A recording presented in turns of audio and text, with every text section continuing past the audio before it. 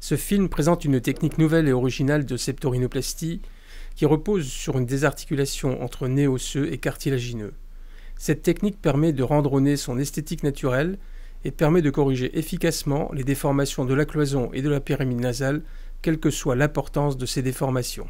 Le scanner en coupe coronale montre une cloison peu déviée. Ce sont en fait les coupes axiales qui permettent de comprendre, d'une part, l'inclinaison de la pyramide nasale vers la droite du visage. Dans le concept Evo-Devo des dysmorphies septopyramidales, c'est un conflit de croissance entre les trois pièces anatomiques constitutives de la cloison qui entraîne les déformations septales. La coupe en haut à droite montre l'angulation entre lame perpendiculaire et cartilage quadrangulaire qui a pu entraîner l'inclinaison de la pyramide, également bien visible sur cette coupe.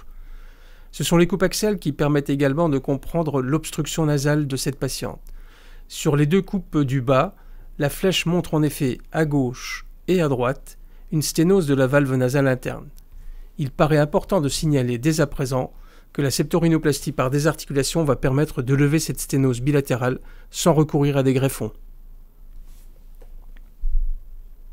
La vision endoscopique est un atout précieux dans plusieurs étapes de l'intervention. Le bilan endoscopique sous anesthésie générale confirme les données du scanner.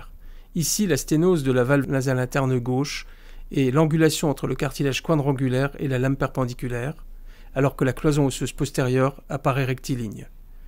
Et sur ces images, la sténose de la valve nasale interne droite est également évidente. Avant de débuter l'intervention, 3 photographies péropératoires vont permettre de suivre la progression des corrections chirurgicales. Une photographie de profil en position chirurgicale, une photographie de la base de la pyramide et une photographie du dorsum nasal en position chirurgicale. L'intervention est menée avec une lumière frontale, aidée dans plusieurs étapes par la vision endoscopique. La septoplastie par désarticulation est menée au travers d'une incision hémitransfixiante droite à 2 mm en arrière du bord caudal.